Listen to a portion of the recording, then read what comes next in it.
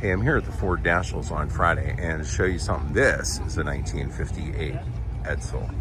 This is a 1960 Edsel, probably way rare vehicle, obviously. Another 58, this is another 60, so two 60s, there's a 59.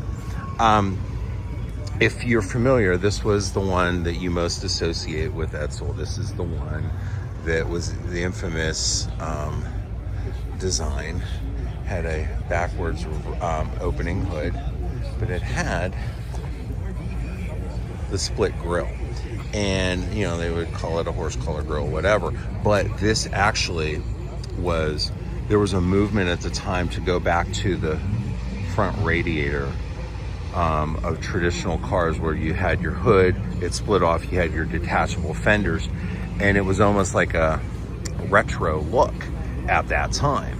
And at the time, Packard, before they went out, you know, really quit building vehicles after 56, they had a really beautiful show car called the Predictor that had a very similar thing. It was more narrow and it was more like what you see in the 59. So then, you know, you went to, like on here, this is a 59 right here, and you can see how much narrower, and it kind of looks like a Pontiac. It's a little more modern in 1 year than you had with from 58 to 59. It was a much crisper design, very much going into what we got into the 60s. So this is a 60 right here, and it still had like the vestigial split grille on it, and they only made these for a few months and they pulled the plug. It had a lot more Ford influence on it, but you know, you go in here and there are very few.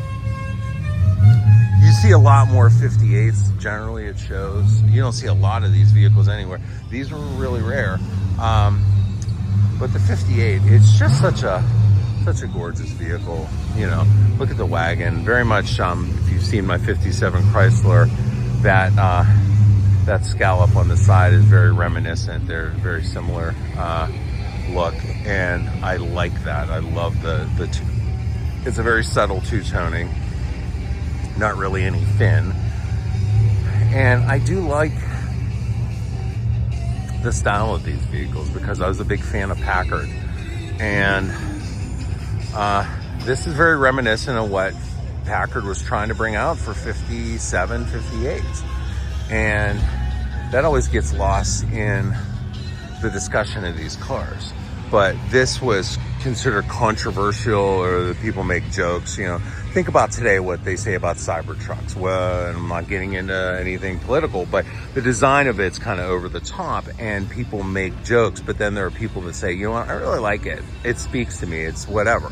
And these, there was a big call for these, or they thought there was a big call, and then this kind of ended it because of the circumstances. It was released in a recession. There's lots of really good videos and information out there of why this kind of did what it did, and successful or not successful. But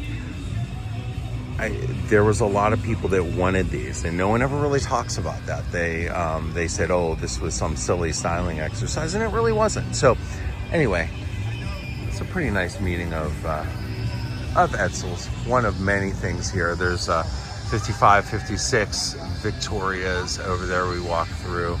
I'll walk through and get a couple other things. It quit raining here, so it's really, it's more enjoyable to go to walk around. So I want to get some of these cars videos. So I'll have other videos during the day. Tomorrow is the big day, and hopefully the weather's better. And that's okay.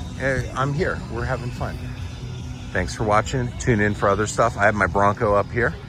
Look at those Victorias. I love those two-tone Victorias, the pastel colors. I don't think anyone did it better than Ford when it came to those. And I'm primarily a GM family. I have a 57 Chrysler, but I think the color combos for especially when you get into the T-Birds, and there's some T-Birds down here. I'll do another video on those and show you that.